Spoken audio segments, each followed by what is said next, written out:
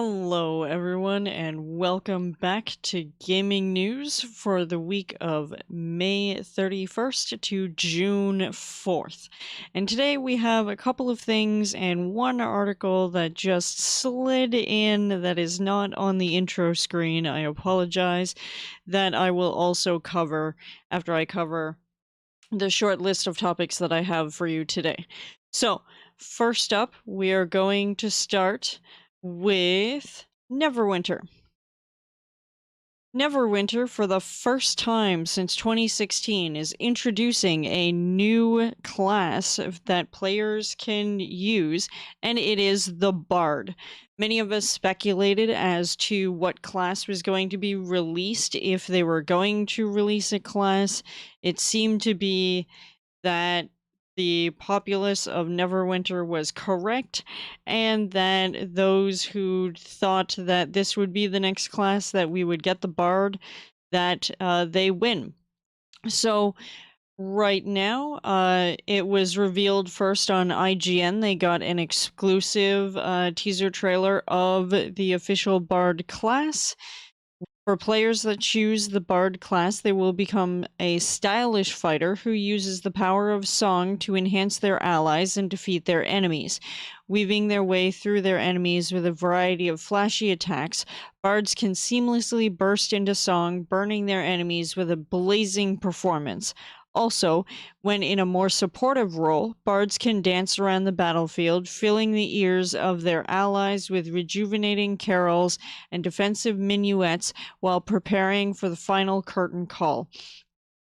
And I have to say, this kind of, it kind of feels like a meme a little bit, because especially if you look at low-level bards in traditional D&D tabletop games, bards are not extremely powerful. They only become much more integral to groups as they progress through the various levels. So I'm curious to see how this is going to be viable in Neverwinter, because I do find that certain classes are at a disadvantage depending on how you go about things in the game. And with Neverwinter being a free-to-play MMO, I completely recommend that people start from the beginning, because it is far easier than taking a character that you had leveled before and relearning everything about the game. It can be a challenge. Now, there is a developer blog where they outline the Bard class on arcgames.com, and so you can see some of what these will look like. And the Bard class is available for testing on the public test realm. You have to sign up for it and basically be given approval. What Arc does is they sort of make a carbon copy of your existing character and will bring it to the test realm. And in this case, this is a totally new character, so it will be interesting to see how this is dealt with. I run a rogue, and I have an archer, which I haven't actually touched in a very long time, but I just wanted to show you guys a little bit about the stuff coming down the pipelines in Neverwinter. And I'm kind of excited to see how this plays out and sort of what happens. I mean, for me, it was kind of inevitable they were going to go with the Bard, but not everybody was as excited, perhaps, for it. I don't know. I mean, you make up your own mind if you were excited about it or not, but it seemed like an interesting thing. So, next up, we have something that we covered a couple weeks back. We knew this was coming because it was leaked that this would be a thing, and that is Twitter Blue. So this is the official blog Twitter site where they are talking about the subscription service to Twitter. And we know that many of us use Twitter a lot. I practically live on Twitter for a lot of news and ideas and following other content creators and other authors and that kind of thing. And now they're looking to monetize and to be bigger in the industry because everybody has taken a big hit because of the pandemic. So they've launched Twitter Blue, and the first iteration is available for Australia and Canada. So I would be able to test this if I wanted to.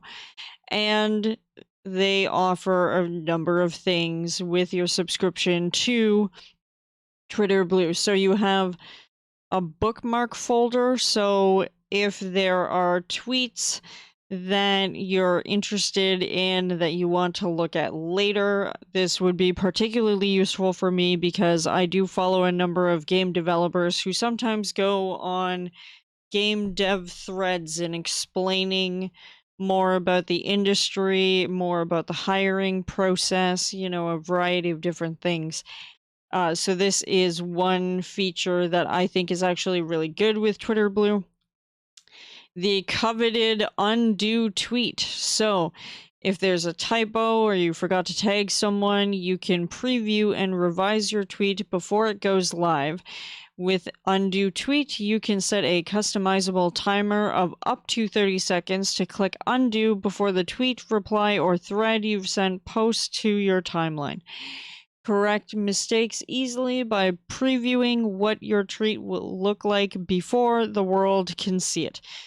Now, I am happy that they've finally included some form of edit. Do I think it should be hidden behind a paywall? Fuck no. I think that they're doing this because they know so many people want it, and if people want it bad enough, then maybe they will purchase Twitter Blue in order to use this. But I think this is a very dumb thing to do, to try and bait people like that and hope that people don't ridicule you. I think it's a feature that they should have included long ago, especially that it was certainly requested for by the masses. But there are definitely things that you could offer with a subscription service that would not make the entire populace of your own platform hate you. So there is that. I feel like they really screwed up by putting that behind a paywall, but who knows? We'll see. They've also got reader mode, which provides a more beautiful reading experience by getting rid of the noise. We are making it easier for you to keep up with long threads on Twitter by turning them into easy to read text so you can read all the latest content seemingly instead of using like the Twitter unroller, I'm assuming. So this could be a useful thing, but again, I don't feel like that's necessarily going to entice people to purchase into Twitter Blue. Again, what you want to offer people are things that they absolutely 100% want. The bookmarks thing, I am behind. I like that you're going to be able to put together lists of content from other creators that you can reference for articles, for books, for any of these things. And I think the other two are just not good enough for the offering. Now, thankfully, Twitter Blue is only $3.49 Canadian or $4.49 Australian. And so it's not a huge amount of money, but I just don't believe that it is worth it at this point in time. So we'll just have to see how that develops. The next thing I want to talk about is something that I came across earlier in the week that angered me above everything else. And I didn't get a chance at the time to dive into it because I was working on a bunch of other things. But then I found out from some friends and after checking sources and whatnot that I don't need to be as angry as I thought. So let's take a look. This is the Canadian.news. E3 released a list of banned words to try and test, presumably, a system to make sure that people during the digital event would not be spouting off terrible things in chat, and for a bot to effectively be set up to take out or blacklist certain words. In a, I think it was Reddit post, someone had found this test list to discover that Canada and Canadian was on the list of banned words. And I sat there wondering, why in the heck would you exclude an entire country? Like, I get it, you're a US based event. I get that there are a lot of Americans who don't necessarily agree with or like how Canada does things, but to exclude us from being able to talk about the fact that we're Canadian or anything like that during the event seemed really awful. Now, since I came across that, obviously, we have been informed that in a statement to Video Games Chronicle, an ESA spokesperson confirmed that this is not final and it is for testing purposes only. The team working on the E3 portal and application used a sample of words that came from a third-party software company only for the purpose of testing functionality on the portal, the spokesperson said. This is not the final list, just a test list. The main goal of selecting this final list is to ensure that the moderation functionality is implemented correctly to create a safe environment for all users.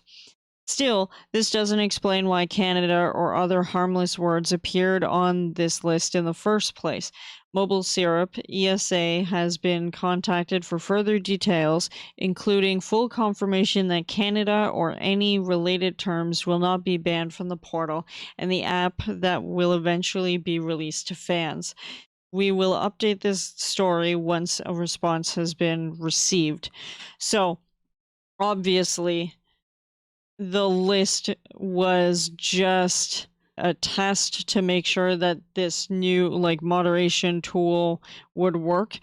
So other words that were included were certain words relating to religion, so Allah and Christ and God and Lucifer and the Quran. They were looking at geography and nationality, so that's where they had put in the test for Canada and Canadian. They put in a bunch of things having to do with politics, so like Trump and democratic socialism and, key phrases like that. And then other sort of random words, things like toe jam and women rapping. Like, what do you got against women rapping? Like, let them do their thing, But anyways, E3 is a big deal. As we know, E3 will be opening up very soon. The fan timing will be June 12th. I will have to obviously sign up as a fan, which is free of charge through the E3 portal and app. So there will be booths and forums, events, profile creation, gamification, and more. And it's going to be hosted by Golden Boy and Jackie Jing and Greg Miller of Kind of Funny Games. And it will start on the 12th. That is when the pre-show happens, and it will kick off press conferences from Ubisoft and Gearbox Entertainment. Then the following day, we're looking at Xbox and Bethesda's showcase. Then there will be a special presentation from Square Enix, the PC Gaming Show, and the Future Game Show. Warner Brothers games, Back 4 Blood, and 24 Entertainment will also be featured. Then on the 14th, we're looking at Mythical Games, Freedom Games, Razer, and Capcom, as well as diversity, equity, and inclusion panel discussions from Take-Two Interactive, which should be very interesting. Then we've got Verizon and Intellivision. Then on the 15th, we have Nintendo Direct and Nintendo Treehouse live programming. Bandai Namco, Eureka Games, and GameSpot will have focused events as well. And it will round out everything with their award show. Now, at the same time, that E3 is going on. There will also be the summer game show put on by Jeff Knightley, and he's going to have a bunch of other game developers showcasing things for the next year and beyond. And some of those are going to be developers that are not going to be part of E3. And it's going to be interesting because while E3 is only going to be a week long of presentations like it typically is, in this particular case, the summer game show is actually going to run for like a month or something like that. So I will try and find a link for that and provide that in the information down below. And with that, I have one other thing.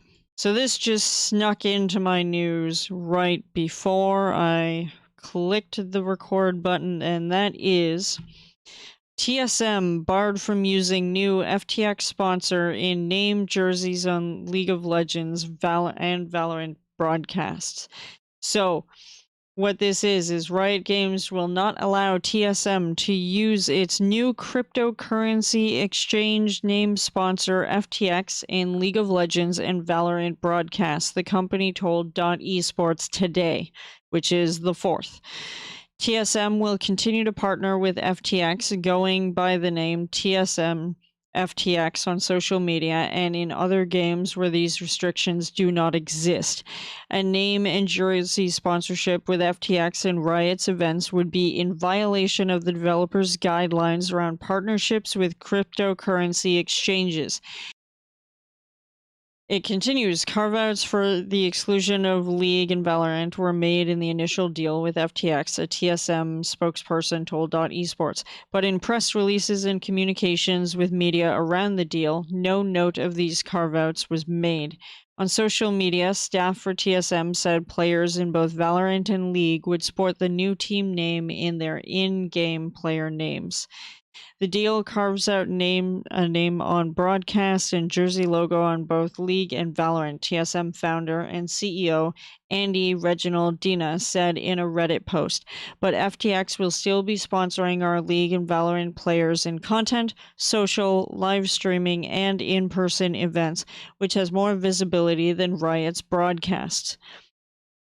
That just seems like a slap in the face to Riot. We already know that League can have a very toxic sort of fan base and player base, and they have taken steps to try and get rid of some of that stigma and to make players better with their teammates and with their viewers. But to basically underhandedly say that, well, Riot's broadcasts don't really matter, so we're still gonna sport this sponsorship deal and cryptocurrency on our jerseys for everything else because they're much bigger. Like, way to just sort of slap Riot in the face and just be like, oh, you don't matter because you don't have the numbers. But the fact is, there is a lot of rules sort of surrounding money, contracts, sponsorships, cryptocurrency, loot boxes, all of these things in gaming because they have to deal with money and smart purchasing decisions, smart business decisions. You need to understand that certain countries have things against gambling or exchanging things for money. We're looking at a situation where video cards are much higher in cost and that people are using it for crypto mining, that now there's a bunch of cryptocurrency that are being accepted by various companies.